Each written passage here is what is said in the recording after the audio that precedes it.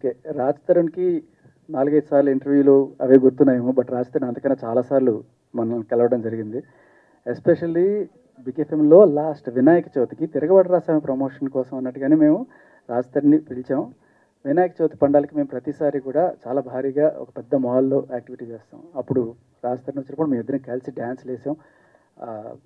So, ఆయన చాలా చోట్ల వెళ్తుంటారు కాబట్టి ఆయనకు గుర్తులేదు. బట్ 4, 5 సార్లు కాదు, కనీసం 20, 30 సార్లు కలిసాం ఇప్పటిదాకా. కానీ రోజు నేను రాజ్ తరుణ్‌తో చెప్పిన మాట కూడా, తిరగబడరా స్వామి అని చెప్పి ఇంత పెద్ద టైటిల్ కాదు, మీ సా అని రాస్తే సరిపోతుంది అని చెప్పి. అంటే తిరగబడరా స్వామిని తిప్పితే మీసా అంటే సరిపోతుంది కదా, మొత్తం తిరగబడరా స్వామి అని రాకుండా ఆ రోజు సరదాగా జోకులు కూడా వేసుకున్నాను, నాకు గుర్తు.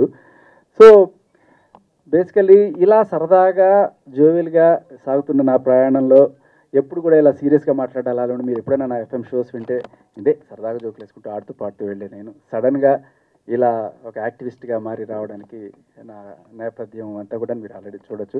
బట్ అందులో భాగంగానే ఇవాళ రాజ్ తరుణ్ కేసు ఇన్వాల్వ్ అవడంతో ఇది ఒక పెద్ద డిస్కషన్ పాయింట్గా, ఇది సమాజాన్ని మార్చడానికి, ఎస్పెషల్లీ మగవాళ్ళని హెరాస్ చేస్తున్న ఈ చట్టాలను మార్చడానికి ఒక ఉపయోగపడుతుందని చెప్పి ఆ పోరాటం చేస్తున్నాను.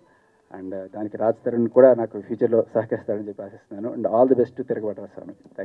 థ్యాంక్ యూ అండి. Thank you so much. Yes, ఇప్పుడు రాజ్ తరుణ్ గారిని మాట్లాడాలి. అందరికీ కూడా సభకు నమస్కారం. ఇక్కడ విచ్చేసిన పాత్రేయ మిత్రులు అందరికీ కూడా thanks a lot for coming. మా తిరగబడరా స్వామి, మా డైరెక్టర్ రవికుమార్ చౌదరి గారు నాకు కథ చెప్పగానే ఇమీడియట్గా విపరీతంగా నచ్చి వెంటనే చేస్తారని చెప్పాను. He stood up to his promise. Cinema చాలా బాగా వచ్చింది.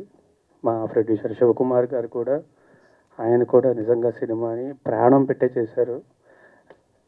మీ గురించి మాట్లాడుతున్నాను సార్. ఆయన సినిమాని ప్రాణం పెట్టే చేశారు, అందరినీ నమ్మి అందరికంటే ఎక్కువ పోరాడి చేశారు ఆయన.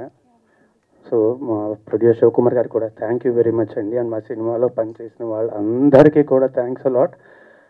Malvi Malhotra, she is an amazing actor. It's a first film in Telugu. I hope, అంటే ఈ తిక్కుమాల కాంట్రవర్సీని పక్కన పెట్టేసి ఆవిడ్ని I hope you will bless. She did an amazing job.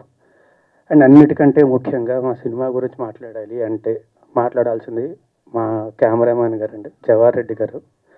అందరం కష్టపడ్డామండి, అందరం కష్టపడతాం, కష్టపడే సినిమా చేస్తాం. కానీ మా అందరికంటే ఎక్కువ కష్టపడింది ఆయన.